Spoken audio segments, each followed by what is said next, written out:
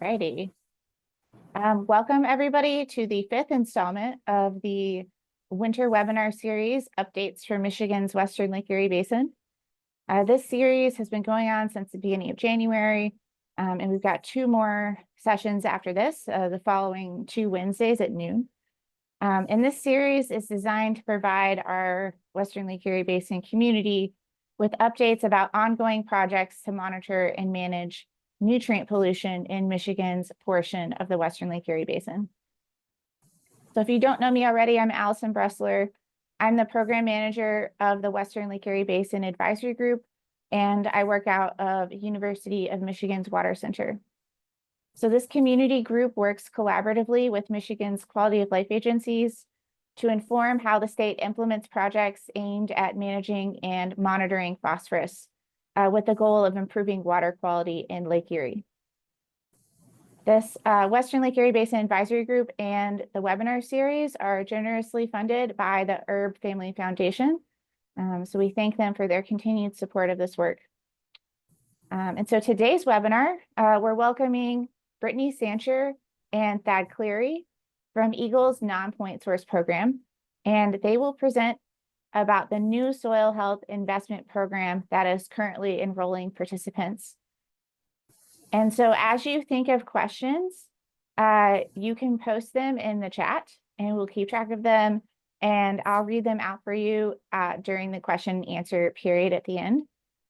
During the Q&A period, you're also welcome to add more questions and to raise your virtual hand in Zoom, and I can call on you to ask a question out loud as well.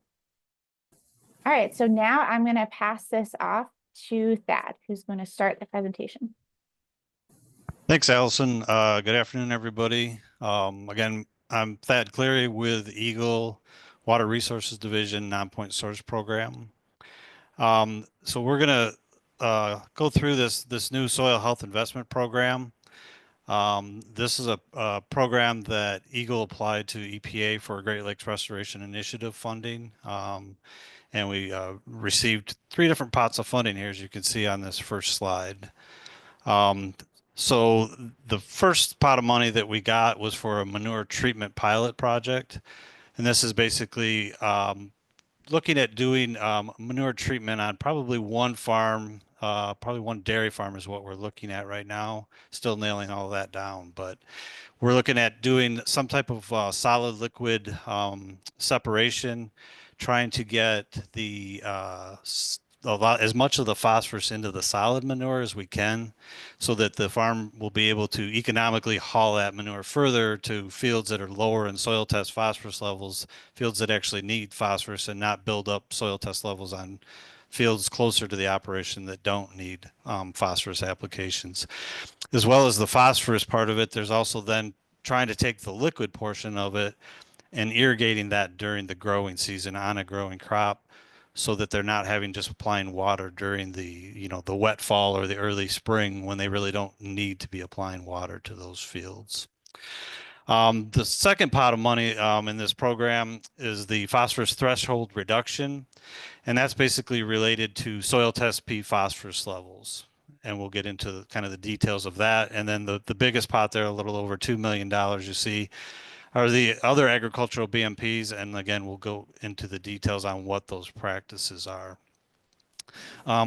Eagle is passing through 100% of this funding to the conservation districts down in the Western Lake Erie Basin, with a vast majority of the funds that you see there going for actual practice implementation.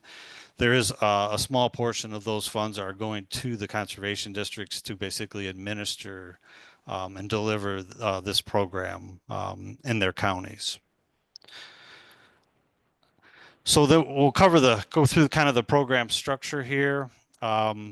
We've modeled this the SHIP program kind of after Eagle's nonpoint source 319 watershed implementation funding that we have, as well as the MDAR GLRI strand grants from a few years back now. So that's kind of how we set it up based on what we've learned from those different programs. The funding will be available through 2028 unless we actually spend all of that funding prior to that point. And we are looking to prioritize implementing a suite of practices and investing investment in changes to the producer's management practices. So we're not, we will probably fund some individual practices, but we're really looking to get, a suite of those practices implemented on the farms to achieve the phosphorus reductions that we're looking for. This program, so it was Eagle that applied for the funding, but like I said, it's being all passed through the conservation districts. So when we were developing this program, um, we included the conservation districts in that entire process of developing, identifying what the practices requirements are going to be, what the payment rates are going to be, what's going to be eligible, what's not going to be eligible. So those district staff have been a part of that conversation, part of that development. So that should make it much easier for them to go out, and they're going to be the ones working one-on-one with the producers and selling the program to them. So hopefully that they were involved, that'll make that job much easier for them. In addition to conservation districts, a big component of this program is going to be nutrient management. So we're working with the ag retailers down in the Western Lake Erie Basin. Actually had a meeting with those ag retailers, explained the program to them, what it's looking at from a nutrient management perspective, because they are the ones that are working with these producers on doing their soil testing, doing their fertilizer recommendations, and in some cases doing their actual fertilizer applications for them. So they're going to play an important role in the nutrient management part of this program. The rates that we established were based on actual cost of practices, and then looked at what kind of incentives do we need to try to get those enhanced management practices, get the farmers to go to another level on those practices.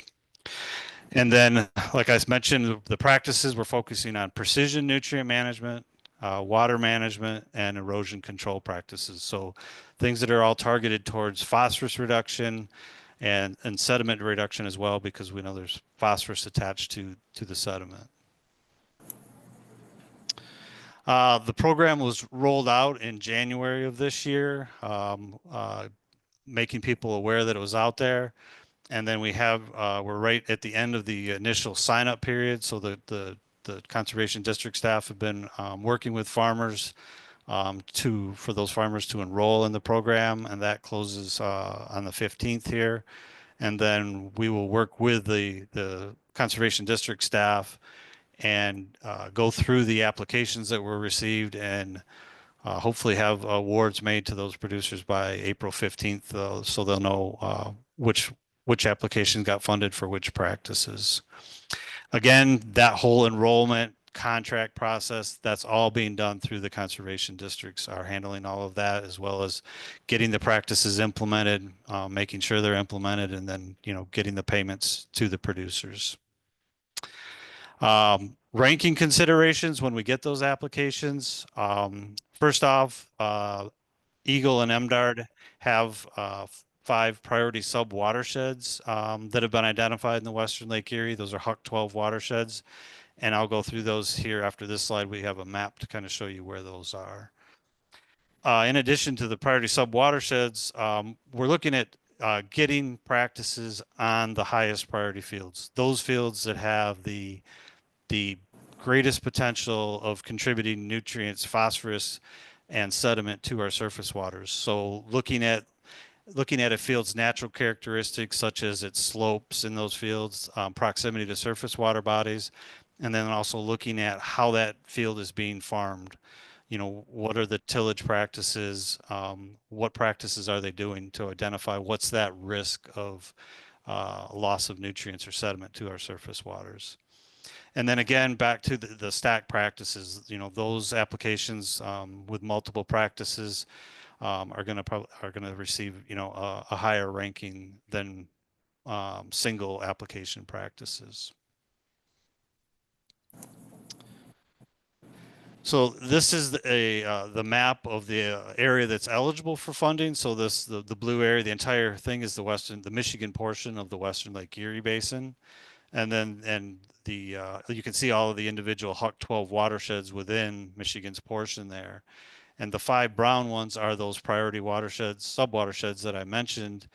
Those are a priority because Eagle and MDARD are paying for USGS to have gauge stations and to do water quality monitoring in those 5 watersheds, as well as MDARD has also put in additional funding to do more intensive water quality monitoring upstream of those gauge stations. So we would like to get as many practices implemented in these watersheds as possible, and then see what the change is on the landscape versus what we're actually seeing from a water quality perspective, with all of the monitoring that's being done in those sub watersheds. So the one is the headwaters of the Saline up in southern Washtenaw County. There's Muddy Creek, which is part of the LaPointe Drain over along the lake there in Monroe County. There's Lime Creek, which is part of the Bean Creek watershed that's in Hillsdale and Lenawee County on the county line over there. And then there's 2 that are in Lenawee County, Stony Creek, part of the south branch of the River Raisin, just west of Adrian, and then that the Nile Ditch watershed. So those are the priority sub watersheds, but again, eligibility is across the entire Western Lake Erie as far as the eligibility of these funding for practice implementation. And I'm going to turn it over to Brittany now to go into kind of the details on the different practices and what the requirements are. Okay, so as Thad mentioned, the idea for this program was that it would be a one-stop shop for the Conservation District staff to be able to work with producers and hopefully address various needs at a field scale to reduce phosphorus loss.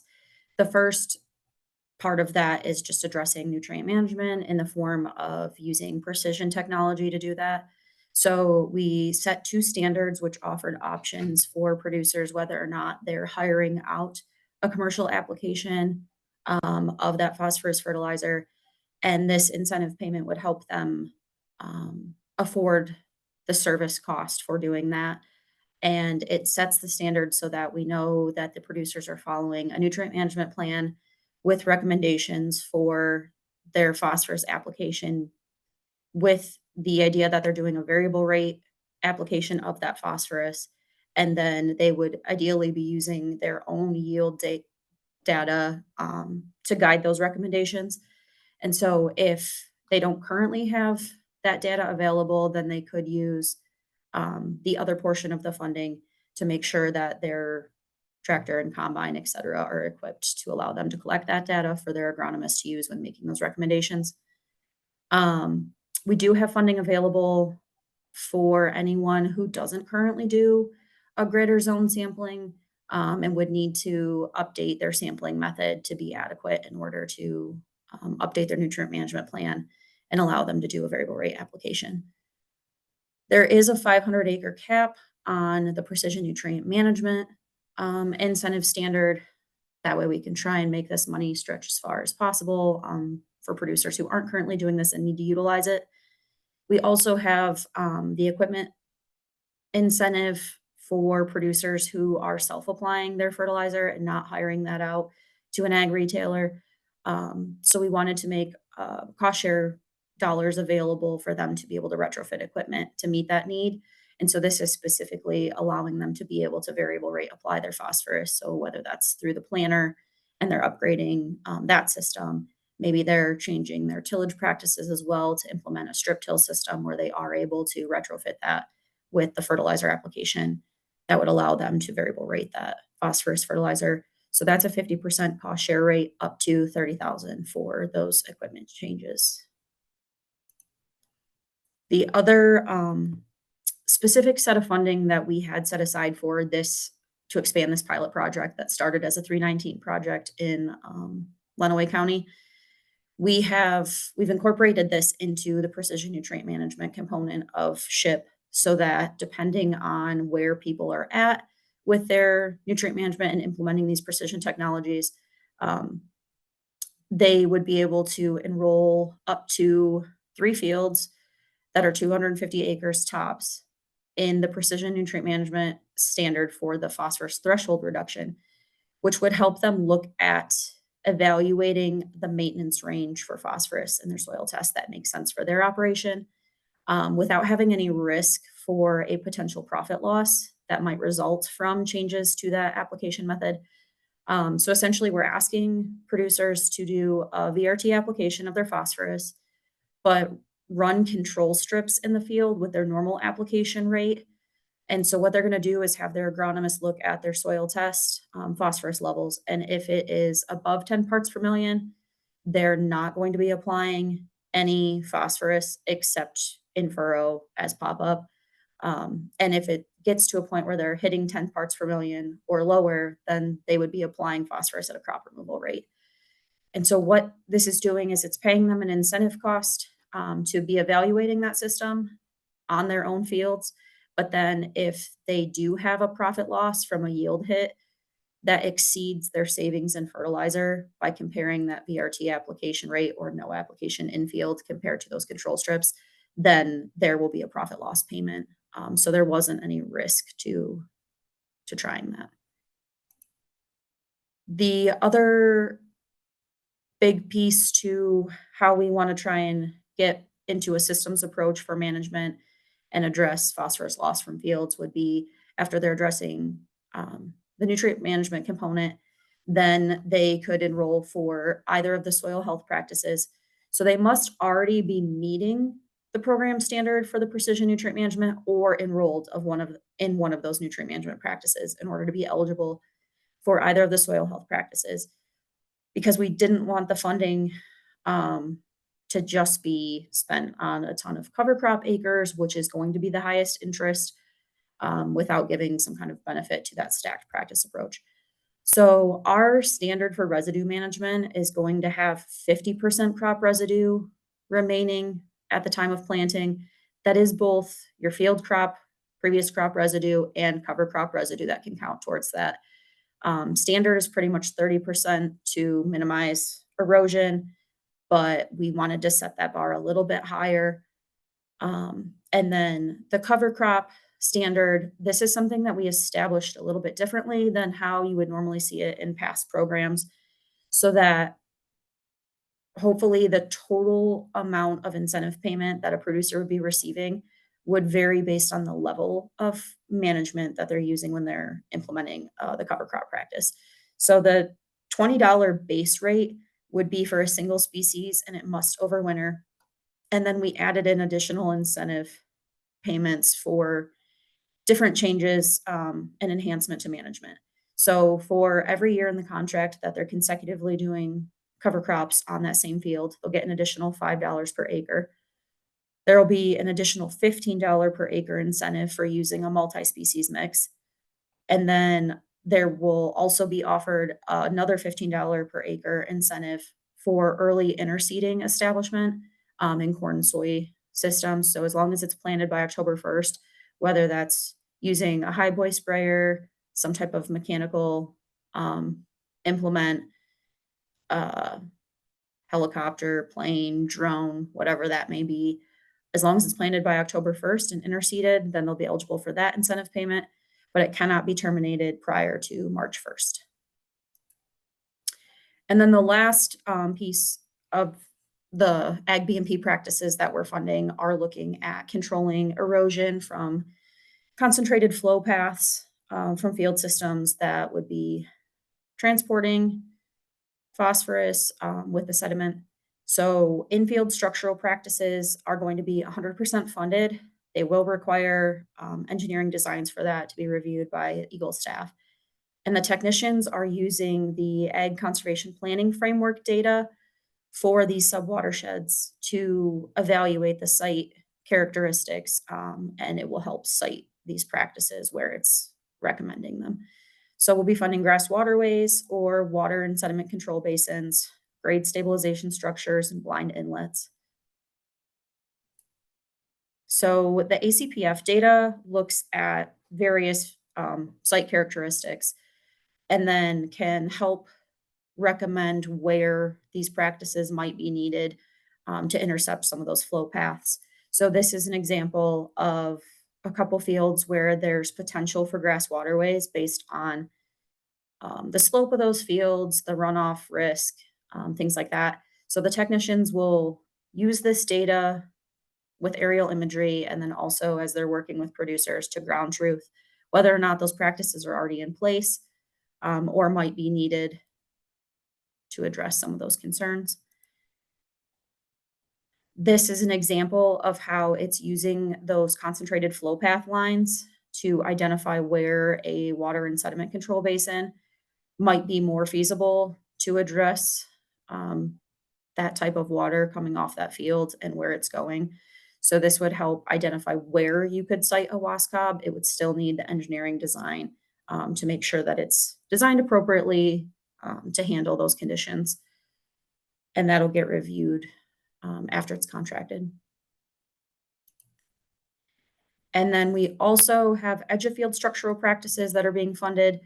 These will also be 100% funded and based on some of those field characteristics, whichever practice is most feasible could be planned, whether that's a saturated buffer or drainage water management control structures. We're funding both the manual structures and automated structures as well, so that hopefully we can get those utilized in some of the harder to access areas. And then something new that we're going to try based on feedback from numerous other programs that implement filter strip, cost share incentives is a harvestable buffer. So this would be able to be implemented along eligible water bodies, wetlands adjacent to fields, things like that, trying to protect those water sources. And there are standards set so that ideally it would be incentive paid up front, but we'd ask that they maintain it for 5 years. It's a 35-foot minimum width, and they can plant this with a forage mix that's going to be predominantly grasses, but something that's palatable for whatever type of livestock that they either have or could then sell that hay or haylage. And then it can be harvested between a set window in the summer so that there's enough biomass in the spring to handle those spring rain events, and then enough growing in the fall that would be able to be overwintered to protect that edge of field. So those are the standards that were outlined in this initial sign up. After we get through this sign up period, then we'll be working with partners and the technicians to then evaluate the current practice standards and see if those are meeting the needs out in the field. We're looking at opportunities for other nutrient management enhancements that could be incentivized. We hope to be able to establish a manure management standard so that those producers who are incorporating manure application as a source of phosphorus will be able to participate in the program as well. And then considering how some of these sign-up periods are limited and planned within the growing season, looking at potentially offering a continuous sign-up for the remainder of the program to help with the workload on that for the districts and the producers being able to get these things implemented.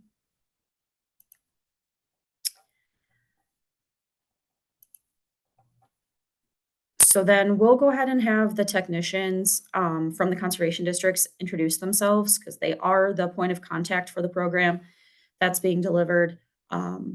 So if you want to start, Nick, if you're on, you can turn on your camera and unmute and introduce yourself. Sure. Good afternoon, everyone. Nick Mashinsky, Conservation Specialist at the Washtenaw County Conservation District. And then Jackson, are you on? Yep. Hi, everybody. My name is Jackson Sanusa. I am the Conservation Specialist for Monroe County. And Allegra. Hi, everyone. My name is Allegra. I'm covering Lenawee County Conservation Specialist here at the district. I also have been assisting with covering some interest in Hillsdale as well, since they're without a conservation specialist for the time being. Thank you, guys.